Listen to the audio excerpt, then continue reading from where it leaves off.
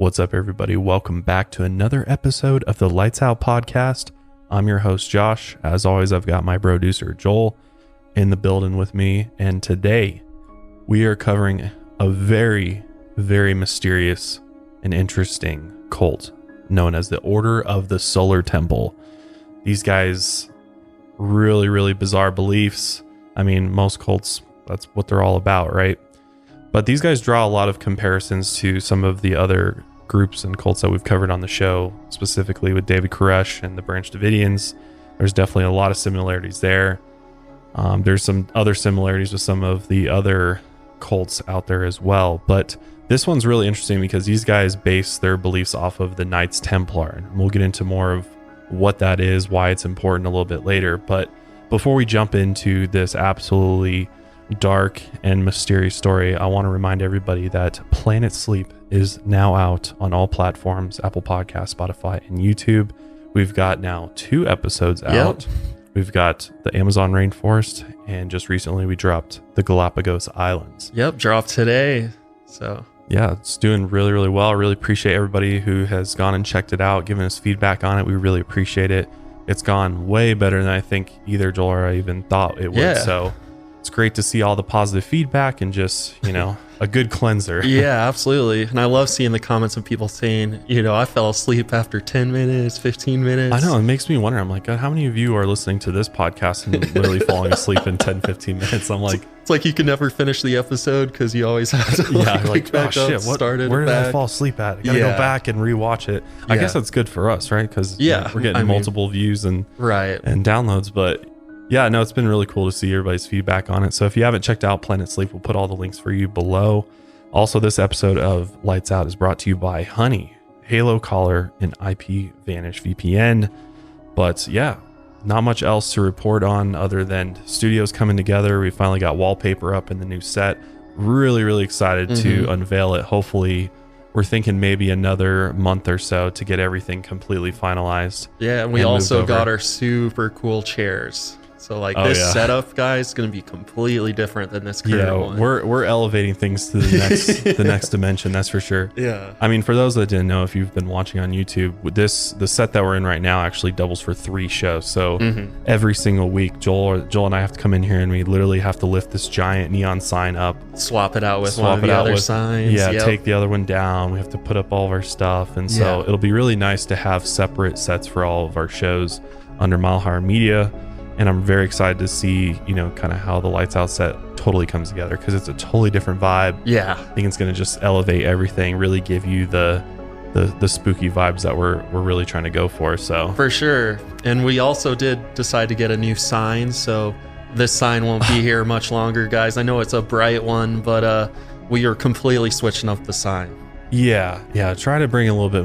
It's hard because this thing lights up the room like the sun. Like, literally, it's so bright, and I didn't realize how bright it was going to be and how big it was going to be. For it looks really cool, though. It does. It looks badass, but it's way too big for where we're at and how close we are to it. So So we're going to kind of reimagine the whole studio setup, and super excited for you guys to get to enjoy that. Hopefully here in the near future.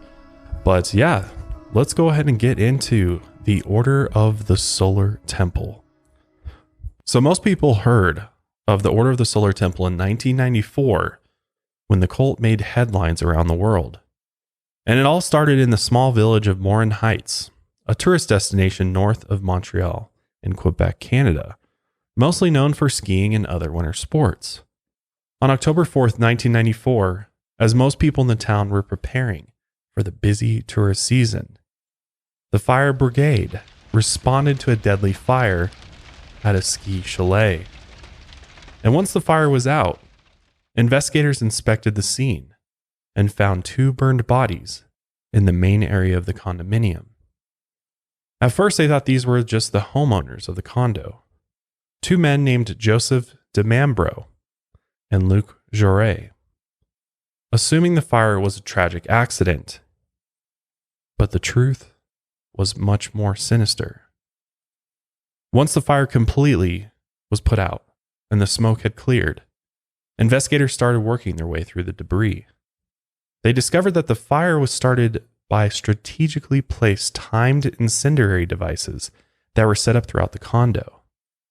And some of these devices hadn't gone off, so large sections of the condo weren't destroyed as they had originally planned for. It was clear to investigators that whoever orchestrated this had intended for the entire structure to burn to the ground before anyone could respond. When they searched an adjacent structure, they made a grisly discovery. The badly burned bodies of 2 adults and a baby were stacked on top of each other in a storage area. The 3 bodies were soaked in blood, and their time of death was at least 4 days before the fire even started. They were identified as the Dutoit family. Nikki Dutoit had been stabbed 8 times in the back, 4 times in the throat, and once in each breast. Her husband Tony had been beaten in the head with a blunt object. His throat was slashed, and he was stabbed 50 times in the back. Their 3-month-old, Christopher Emmanuel, had been stabbed 6 times through the heart with a wooden stake.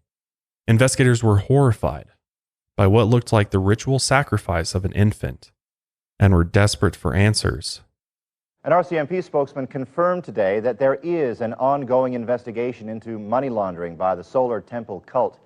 53 cult members died in Quebec and Switzerland last week. Some may have committed suicide, but police think many were murdered. Radio-Canada has reported the cult was a front used to cover up money laundering and arms smuggling. In Quebec, police are uncovering more and more details about the deaths there. And as the CBC's Jed Kahane reports, the more they find, the more gruesome the case becomes. Page by page, inch by inch, Quebec police are searching for clues at the home north of Montreal where the 5 bodies were found. Investigators know 3 of the dead were murdered, Nikki and Antonio Dutoit and their 3-month-old son. Police now say they died several days before the fires here and in Switzerland. And today they revealed that the family's murder was extremely brutal. Mr. Dutoit suffered multiple, was stabbed repeatedly, over 50 times, and more than that, he was hit repeatedly with a blunt object. Very violent crime. The body of the 3-month-old boy was found stuffed behind a water heater. He'd been stabbed through the heart. Inside the couple's car, police found traces of blood on the infant's car seat. And for the first time, police are suggesting the other 2 people found here on Tuesday may also have been murdered. Investigators say the man and the woman were alive when the fire started, but may have been poisoned first. They may have been drugged with the poison or tranquilizer we found. This is possible, but we have to wait for the results, that's for sure. Police also showed off photos of the devices that started the fire here. This one didn't go off, explaining why part of the house didn't burn down. That part of the house belongs to Joseph Demambro, the man police say is the mastermind behind the Order of the Solar Temple. Swiss radio reported today Demambro's body is among those found in Switzerland, but authorities would not confirm that. The RCMP, though, has confirmed that it's been investigating members of the order on suspicion of money laundering, but wouldn't comment any further. Radio-Canada has reported Demambro was using the cult as a front to traffic weapons and launder millions of dollars in profits. Tonight, 3 Quebec police investigators are leaving for Switzerland to assist authorities there in their investigation and to try and determine the fate of several Quebecers, members of the Order of the Solar Temple, whose whereabouts are still unknown. An autopsy later revealed that the first 2 bodies were a man and a woman named Jerry and Colette Genoid. All 5 victims were members of a secret religious sect called the Order of the Solar Temple, and the condo owners were actually the founders of the group, 70-year-old Joseph Demambro and 46-year-old Luc Giroux. The authorities immediately put out an arrest for Luc and Joseph, and soon the search went international. At midnight the following day, October 5th, 1994, firefighters were called out to a fire at a farmhouse in a rural area of Switzerland. Once this fire was put out, they entered the farmhouse and found the elderly owner of the farm dead in the kitchen. He was slumped across the table with a plastic bag over his head. Investigators thought that they were looking at a suicide until they noticed the gunshot wound in the back of the man's head. And just like the fire in Morin Heights just 24 hours earlier, this fire had also been started by strategically placed timed incendiary devices. Another body was found in the home, but it was so badly burned they couldn't identify whose it was. As they searched the other buildings on the property, they found more incendiary devices that hadn't gone off. And then they noticed that one of the buildings seemed larger from the outside than it did from the inside. And when they went in, there was just one room set up as an office or meeting space, and it looked like people had likely been there very recently. As they inspected the space, one officer discovered a secret panel, and when they slid the wall back, they discovered a large ceremonial room with red walls, a red floor, and red furniture. There was also golden lecterns and champagne bottles scattered around the room. In the middle of the floor were 18 bloody corpses arranged in a star formation, with their feet toward the center and their heads facing out. They were all wearing black, red, or gold ceremonial capes, and some had plastic bags over their heads just like the farmer. As they took in the scene, an investigator found a second secret room that had 3 more bodies inside. Both rooms were completely covered in blood. There were a total of 23 victims, and several had been murdered, while others were clearly suicides. Investigators believe these deaths took place the day before at the exact same time the fire was ignited in Morin Heights.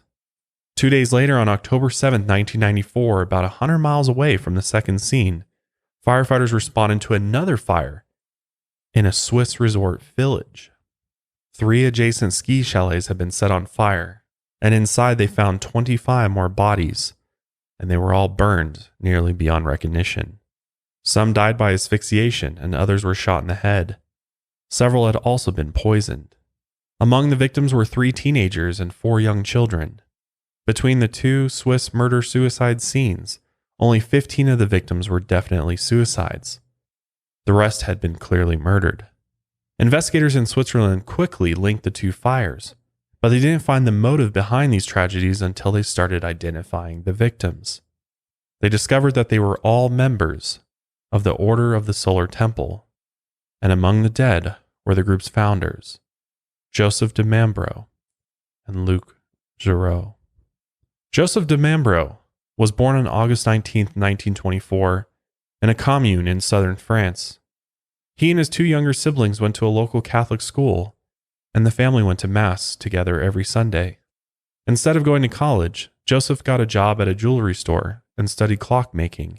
He married his wife Janine in 1944, and they had 1 child, a son named Bernard.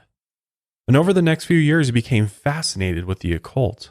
In 1956, he took this interest to the next level and joined the ancient and mystic Order of the Rosy Cross, or AMORC, a worldwide order of mystics. AMORC claims to be a non-sectarian organization that studies the mysteries of the universe and doesn't ascribe to any particular religion. Members are offered lessons in mystical teachings, learning things like telepathy, telekinesis, spiritual alchemy, cosmic consciousness, and metaphysical healing. The group has been accused of having a secret agenda of practicing mind control through hypnosis. Joseph claimed that he mastered the ability to talk to spirits and to see into parallel dimensions, and these special abilities helped him rise through the ranks of AMORC. And by the late 1960s, he was the head of his own lodge in France. By 1970, he had quit his day job to become a full-time lecturer in the New Age movement and traveled all over France gaining new followers. A few years later, he founded the Center for the Preparation of the New Age, and he and his followers moved into a commune in eastern France. 3 years later, he founded La Pyramide, a communal group in Geneva, Switzerland, and then he started the Golden Way Foundation. By now, the French authorities noticed this New Age religious leader and were keeping a close eye on his movements. In Switzerland, he claimed to be part of the Great White Brotherhood, a secret organization of spiritual leaders who are called the Masters of the Ancient Wisdom. The role of these masters is to guide the spiritual evolution of the human race. Around this time, Joseph started claiming that he was a reincarnation of figures like Moses from the Old Testament of the Bible, the Egyptian pharaoh, Akhenaten, and the Egyptian god Osiris. He told his followers that there were also reincarnations of prominent historical figures, like Napoleon Bonaparte and Cleopatra. He told them that they would create a master race of humans by uniting in cosmic marriages, He decided who would get married and which couples could have children. He even gave himself the right to name the children. He proclaimed that his son, Eli, was destined to help usher in the New Age. In 1982, a New Age lecturer named Luc Jouret started giving talks to the members of the Golden Way Foundation, and he and Joseph became fast friends. Luc was born on October 18, 1947, in the Belgian Congo in Africa, which is now the Republic of Zaire. In the 1950s, his parents took him back to their home country of Belgium. He went to the Free University of Brussels to study medicine, and while earning his degree, he joined a communist youth group. This put him on the radar of the local authorities. But he went on to graduate in 1974, and 2 years later, he joined the Belgian army as a paratrooper. After his military service, he decided to switch his career focus to homeopathic medicine. He traveled all over the world to learn about holistic and spiritual practices, including dabbling in the supernatural. And by the early 1980s, he had settled in France near the Swiss border and worked as a homeopathic practitioner and lecturer. Joseph soon discovered that his new friend was a member of the renewed Order of the Temple, a group that traced its roots back to the Knights Templar, a Catholic military organization from the medieval times. These warrior monks used their wealth and power to advance Christianity in the Middle East, fuel the Crusades, and protect the Holy Land. In the early 1300s, the King of France, who was deeply in debt to the Knights Templar, ordered mass simultaneous arrests for alleged heresy. These charges were based on rumors that they worshipped idols, spit on the cross, and engaged in homosexual activity and sodomy during their initiation ceremonies. They were also charged with financial corruption, deception, and fraud. And those arrested were tortured until they confessed. The resulting scandal prompted the Pope to order the arrest of all Templars in Europe, and eventually to disband the order altogether. All of their lands and assets were seized, and the Templars who were found guilty were burned alive at the stake. Many fled to Portugal, where they were protected by the king and formed new orders. Others went underground, taking their gold and other treasures with them.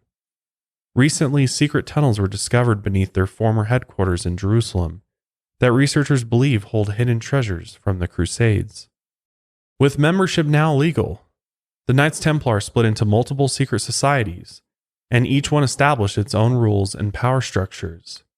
The last Grand Master of the Knights Templar to be burned at the stake had cursed the King of France and the Pope before his death. And within a year of doing that, they were both dead. All of this was very appealing to Joseph de Mambro, and he had a proposition for Luc. He suggested that they merge the communal aspects of the Golden Way Foundation with the wealth and power structure of the Knights Templar to create their own organization. Joseph would run things from their home base in Switzerland, while Luc uses his charisma and public speaking skills to recruit new members to the order. In 1984, they combined occultism with New Age beliefs to form the Order of the Solar Temple. Joseph borrowed rituals and practices from the Freemasons and Christianity, as well as concepts from the Great White Brotherhood. He claimed to be the reincarnation of one of the Knights Templar, and sold the idea that if followers contributed enough money to the organization, they too could acquire the spiritual power of the medieval warrior monks. Luc, meanwhile, also claimed to be the reincarnation of one of the Knights Templar, as well as the third reincarnation of Jesus Christ. He continued to travel the world seeking new recruits, and within a short period of time, he doubled their membership. Joseph was focused on bringing rich, powerful people into the group, because the more money someone gave, the closer they would come to spiritual enlightenment. It's rumored that the Princess Grace of Monaco was secretly initiated into the group a few months before her death, though her estate has denied any association with the Order of the Solar Temple. 2 witnesses have claimed that they were present for Princess Grace's initiation ceremony. The first was an acupuncturist, whose role was to help calm people down before the rituals. The second was a man who referred to himself only as Guy. He claimed he was the personal chauffeur for one of the group's founders. Princess Grace died in a car accident in 1982, and her car allegedly crashed on the property of a member of the Order of the Solar Temple. According to Guy, she was killed because she was trying to leave the group. Other members consisted of doctors, architects, insurance reps, business owners, wealthy executives, police officers, and even politicians. Before we dive even deeper into the Order of the Solar Temple, we're going to take a quick ad break and we'll be right back. I don't know about you, but I do all my shopping online. And reason for doing that is because I always like to get a good deal. And with Honey, I always make sure I'm getting the best possible prices and using all of the available coupon codes for whatever store I'm shopping at. Back in the day, I used to manually search for coupon codes, and it was a time-consuming process. And oftentimes the codes were expired, or I'd search for like 30 minutes and I'd go to use it thinking that was going to work because it said 69% of people just use this and it worked, and it didn't work. But with Honey, they take all of that hard work and do it for you, all through their free browser extension, which scours the internet for promo codes. But best of all, they actually try to apply them to your cart, and then they leave you with the best one. Honey supports over 30,000 stores online, everything from tech and gaming products to clothing, fashion brands, and even food delivery, which I use all the time. So imagine you're shopping on one of your favorite sites, and when you're at checkout, the Honey button drops down, and all you have to do is click apply coupons. And with a few seconds, Honey searches for coupons it can find for that site. And if it finds a working coupon, boom, you'll just watch that money fall off of your checkout price, which is nothing is better than that. I was actually just buying some new clothing the other day, and my cart was like a couple $100, and boom, I hit Honey, and I ended up saving like $50 just right off the top, which nothing makes me happier. So if you don't already have Honey, you could be straight up missing out on free savings. It's literally free and installs in a few seconds. And by getting it, you'll be doing yourself a solid and supporting this podcast. So get Honey for free at joinhoney.com/lightsout. That's joinhoney.com/lightsout. Do you ever feel like you're being followed around the internet? Maybe advertisers know a bit too much about you. Our new sponsor, IPVanish VPN, is here to help you take back your privacy and help you become anonymous on the internet. So what is IPVanish? IPVanish is a virtual private network, or a VPN for short. And a VPN is a super essential tool that helps you browse the internet safely. You can use a VPN on your computers, tablets, phones, even things like your Fire Stick when you're streaming media. And when you use a VPN, all of your data is encrypted. What you're reading, what you're searching, and what you're watching, or just whatever you're doing, it's all hidden. And that's important because what you're doing on the internet is no one else's business but yours. And IPVanish helps you remain anonymous and secure on the internet. And for listeners of the show, IPVanish is offering an incredible 65% off, just $3.49 for the first month, or $31.49 for the year. You'll get anonymous IP addresses, which means your personal IP address can't be tracked by anyone on the web. You can circumvent any online censorship because IPVanish has more than 1,500 servers in 70 plus locations, and you can get protection when using public Wi-Fi. Super important. Plus 24/7 support, email, chat, even call them. They're always there to help. So go to IPVanish.com/lightsout and claim your 65% savings. They have plans starting at just $3.49 or $31.49 a year. This is the time to sign up. With our discount and their current promotional offerings, you can get a VPN for 65% off their usual offering. IPVanish is the best of the best, even rated 4.7 out of 5 on Trustpilot, and that's with more than 6,000 reviews. So remember, it's IPVanish.com/lightsout to get the deal and start protecting yourself online today. And our last sponsor for today is Halo Collar. My dogs are a huge part of my family. I have all 4 of them, Oakley, Lucy, Bernie, and Sadie, and keeping them safe, happy, and secure is of utmost priority. And I knew once I heard about Halo Collar that that was the only collar that I would use going forward, because Halo is the only smart system with a collar that trains, tracks, and protects your dogs so that they can safely run free. You can set up Halo fences by walking the perimeter with your collar or at the touch of your finger in the Halo app. You can train with natural, simple, profound communication via the custom feedback you set for your dog. It can even include your voice. With Halo Collar, you can stay connected to your dog and see how they're doing from activity to safety status anytime you want. And GPS works without cell or Wi-Fi, and you can create up to 20 fences instantly. The included 21-day training program sets you up for success as well. So check out the 90-second video on shophalocollar.com/lightsout to see how easy it is to set it up and use it. I got to say, this is the most high-tech dog collar I've ever used before, but with it being so high-tech, it is also super, super easy to use. The app really makes everything simple. I love how fast everything syncs up, and I love being able to check on the location of my dogs. I always worried that one of my dogs is going to hop the fence, but with Halo, I know that if they do, I'll be able to track them down thanks to the GPS. So take advantage of this special limited time introductory offer today.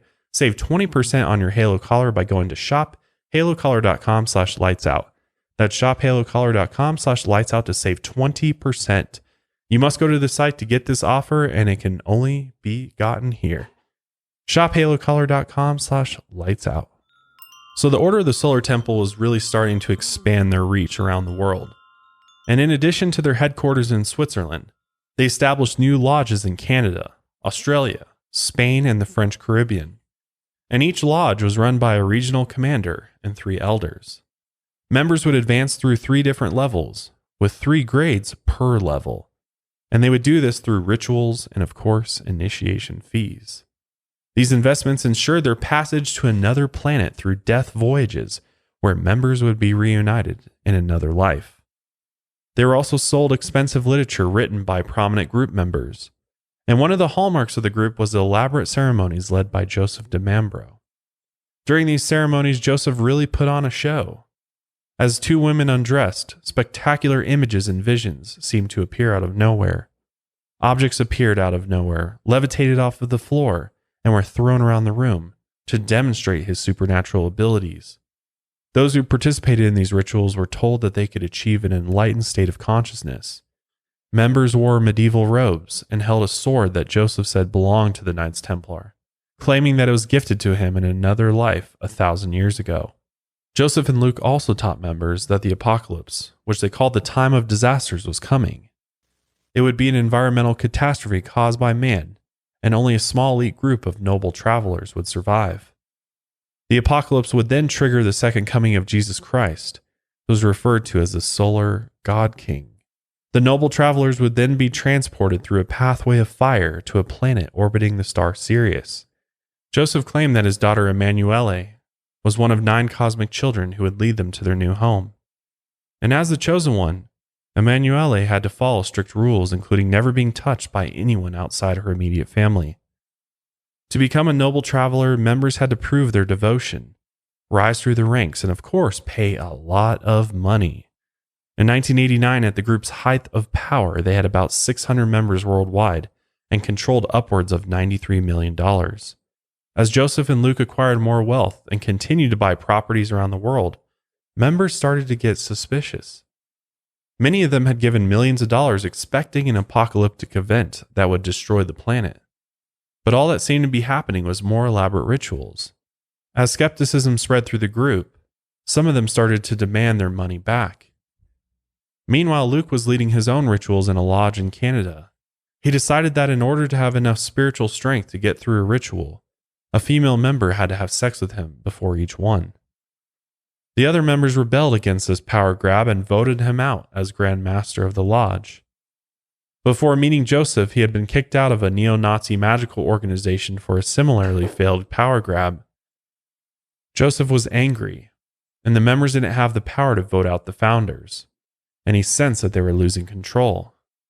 By now, his health had started to fail, and he was diagnosed with cancer. His kidneys were failing, and he was incontinent. Emanuele had also started to rebel against her role as the cosmic child, and the many rules she had to follow as the chosen one. And then in February 1993, the 54-day Waco siege was broadcasted on TV, and members of the Order of the Solar Temple witnessed the massacre of the Branch Davidians at the hands of the government. They couldn't help but make comparisons between David Koresh and their own leaders, and began to worry that this was where they were headed. The following month, one of the lodges in Quebec was raided by the police, who had been investigating Luke and 2 other members for dealing in illegal arms. They were also suspected of threatening to murder the public security minister, and they were under investigation for money laundering. Joseph and Luke pulled all their operations in Quebec and relocated the remaining members to Switzerland. In the process, they lost many of the wealthiest and most influential people in the group, And as they struggled to retain power, one of their longtime members, Tony Dutoit, made a shocking discovery. Tony was a handyman who helped Joseph set up his rituals. His wife, Nikki, was a seamstress who made the group's ceremonial robes. The couple had close access to Joseph, and eventually, Tony learned that their leader didn't have the special powers that allowed him to conduct the elaborate ceremonies. He was using their money to acquire hologram and laser technology. He used projectors to create the illusion of spiritual visions during ceremonies, including appearances by the spiritual grandmasters of the Solar Temple. It was all fake. At first, Tony stayed quiet, but then Joseph decided that he and Nikki were forbidden from having children. But when Nikki got pregnant, she decided to have the baby anyway, and Joseph was furious. He was also angry that they named the baby themselves, believing it was his right as the founder to name all new children. To add insult to injury, they chose the name Emmanuel, which Joseph saw as a challenge to his daughter Emanuele, as one of the chosen cosmic children. The couple knew that they had to leave the group, and before they fled, Tony told everyone that Joseph was a fraud and announced that Christopher Emmanuel Dutoit, their 3-month-old baby, was the Antichrist and a threat to his daughter's destiny as the true Messiah, and he had to die. So he sent 2 members, Joel Egger and Dominique Belleton, to Morin Heights to complete the mission. Dominique was the mother of Emanuele, who Joseph claimed was impregnated by Immaculate Conception. Joel and Dominique traveled from Switzerland to Quebec, and on September 30th, 1994, they invited Tony and Nikki Dutoit to dinner at the ski chalet in Morin Heights. When the couple arrived, they were immediately attacked and killed, and then they murdered the baby by driving a wooden stake through his heart. The killers then drove the couple's car to the airport and flew back to Switzerland. The job was finished by 35-year-old Jerry Genoud and 60-year-old Colette Genoud, who placed the incendiary devices and then died in the fire. With the Antichrist assassinated, Joseph told the remaining members that the apocalypse had indeed arrived. It was time to be transported to their new home planet. On October 4th, Joseph and Luke brought their followers together for a kind of Last Supper. The next day, they gathered on the farm in Switzerland and carried out the mass murder-suicide. Those who refused to poison themselves were shot in the head or suffocated with plastic bags. Luke and Joseph were among the bodies. Joseph's son, Eli, had been a longtime skeptic of his father's powers and had spoken out about Joseph's deception and fraud.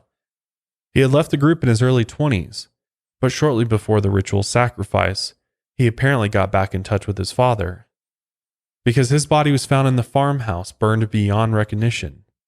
The 24-year-old was identified through dental records. His mother, who was never part of the Order of the Solar Temple, claimed his remains. Investigators believe Eli was invited to the farm, drugged, and held there against his will for several days. No one knows for sure if he was conscious when the farmhouse was set on fire. 2 days later, in a Swiss resort village 100 miles away, the remaining 25 members died. At least people thought these were the only remaining members. Over a year later, on December 22nd, 1995, the winter solstice, 16 bodies were found in a forest in southeastern France, near an area called the Pit of Hell, including 2 French police officers. The victims included 3 children who were 6, 4, and less than 2 years old. Most of the bodies were badly burned and they were arranged in a star formation.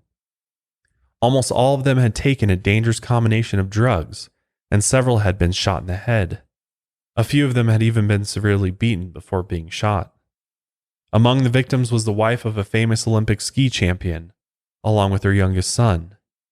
She had joined the group during a struggle with depression in 1990, but after the founders died, she swore she'd have nothing more to do with the Order of the Solar Temple. Family members learned about their deaths through a police report that mentioned their names, and investigators found multiple suicide notes from the victims that explained they were not dying, but instead being transported to another planet. They also implied another mass suicide was coming, which put everyone on high alert. Overseas now, the charred bodies of 16 people, including 3 children, were found today in a remote region of the French Alps. They're all believed to be members of the Solar Temple cult. It's the second time in 14 months that members of the cult have perished. 53 members died in apparent murder-suicides in Switzerland and Quebec in October of last year. The CBC's Mimi Tompkins reports. A French police helicopter spotted the charred bodies in a forest near Grenoble early this morning. 500 officers were involved in the manhunt. It began on Friday when cars were found in the forest belonging to cult members. The 16 burned bodies were discovered this morning a couple of kilometers from the parking lot. A French prosecutor says 3 children are among the dead. He says it's possible some of the victims were shot to death. Some weapons were found at the site. Their bodies were found lying in a star formation with their feet in the middle. Authorities say brush and trees stacked up around the clearing were likely used to light the bodies on fire. The same star formation was used in October 1994. The bodies of 48 members of the Doomsday Cult were found in burned-down buildings in a small town in Switzerland. Over a year went by, and nothing happened. But just when investigators started to relax, the group struck again. On March 20th, 1997, the spring equinox, 5 more burned bodies were found in Quebec. Authorities pieced together what happened with the help of 3 teenagers who had escaped. The fire was supposed to be caused by timed incendiary devices, and when these devices failed to work, the teens were able to convince their parents to let them live. They escaped, but their parents stayed behind to die. The remaining 5 adults took tranquilizers and laid on the floor in the shape of a cross, and then they lit themselves on fire. All the victims had been members of the Order of the Solar Temple. They left a note that said that they had been transported by fire to another planet. In total, 74 members of the Order of the Solar Temple had died. 5 more bodies were found in a burned house in Quebec. Investigators say the cult was obsessed with death and considered it an illusion. Experts say cult leaders told their followers that fire would lead them to a new world on another planet. The 1994 deaths were thought to be timed astrologically. On peut penser que le décès remonte à plusieurs jours. Officials say this week's mass suicide could have happened on Thursday night. That's winter solstice, the longest night of the year. In 1998, a German psychologist and 29 other members were preparing for another mass suicide in the Canary Islands. The authorities there managed to stop them just in time. In 2001, a famous international conductor was put on trial for his role in the 1994 deaths. He had written a lot of the group's literature that was sold to members, and he had been a key player in planning the 2 mass murder suicides in Switzerland. During the trial, it was revealed that 2 high-level members had been chosen before each mass suicide to murder members who refused to take their own lives. It was believed that these members weren't enlightened enough to be transported into the next life on their own. These 2 high-level members then lit the dead on fire before killing themselves. 2 former members testified at the trial that the conductor was among the top leaders, who preached that all of them needed to die by suicide. But the conductor was ultimately acquitted and continued his successful career as if nothing ever happened. And for a long time, rumors persisted that Luc Giroux was still alive. The chief pathologist had to re-examine the body and confirm that it really was Luc. But many still didn't believe he was dead. It didn't help that a year after the fires, the scene was still covered in debris. And in most cases like this, the entire area would be locked down and everything removed and analyzed. In addition to the charred remains of the structure, there were still personal belongings like shoes, purses, documents, and even an electronic typewriter among the debris.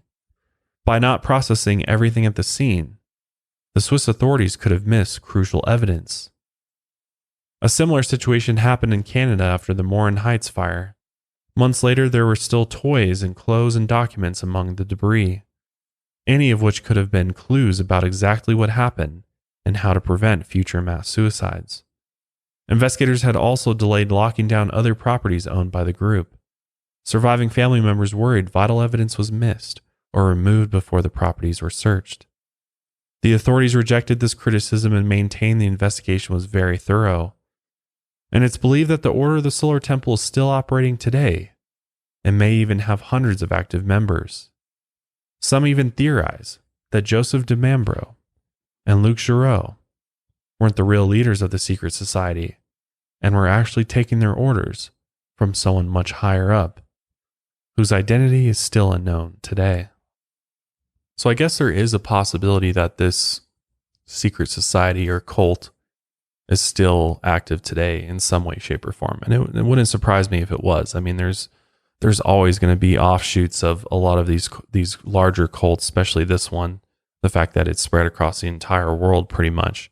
There's always going to be small chapters that still continue to follow the literature that, you know, they taught within these groups. So as for whether or not Joseph DeMambro and Luc Giraud were really the leaders of the cult, I think that's really hard to determine. I think based on the information that we have, I do think that they were really the main players in setting up the cult and really getting it going and, you know, providing, you know, the information to follow. But a lot of times with these secret societies, though, there is oftentimes people that are involved that are completely secret, that aren't even in the same vicinity of any of these people or the locations that they were at, and they are in fact much higher up in the order and therefore just never reveal themselves for that very reason, so that they're never identified and that the sort of secrecy around the cult can continue on even if everybody were to perish within the group. So I definitely wouldn't be surprised if the Order of the Solar Temple and the real leaders are still out there in some capacity, whether it's the originals or, you know, some other people that sort of taken it over. But the very basis of this cult is very similar to, especially the Branch Davidians. I mean, they even said themselves that there's, you know, a lot of similarities there, preparing for the apocalypse. Right. And there's going to be a better life, you know. The biggest one I identified was the whole suicide pact and die by fire, which... Yeah. And that fire was going to, you know, it's interesting because they then add on the element of like reincarnation and this idea that you're going to, you know, start a new life on another planet and everything. So it's kind of, they really took a lot of different religious ideas and sort of philosophical ideas and occult practices and kind of put them all together under the guise of the Knights Templar. But really it's much more than that. And it's really a religious cult at the end of the day. It really comes down to, you know, religious beliefs, and, you know, they kind of tied in the money part of it to fund it, and all the superficial, you know, reasons that people start cults for was all there as well. So as far as the cult goes, really not much different than a lot of the other cults out there, but just the fact that they did wear robes, they really did embody the Knights Templar as sort of their, you know, the mascot, I guess you could say, for the cult is pretty interesting. But at the end of the day, you know, it's terribly sad that all of these people ended up either being murdered or dying as a result of mass suicide. So it's one of those stories that I don't think a lot of people know about. And it's always interesting to take a look at these, because here in America, I mean, I don't remember ever hearing about this in school or in history or anything like that about the Order of the Solar Temple. It was always about Waco and you know, some of those more mainstream ones. Yeah. Jim Jones and Jonestown and all of that, but rarely do you hear about the Order of the Solar Temple. Yeah. It's really interesting. So you'll have to let us know what your thoughts are on the Order of the Solar Temple. We'd love to know. But that is it for this episode of the Lights Out Podcast. We'll be back next week with another spooky episode. But until then, lights out, everybody.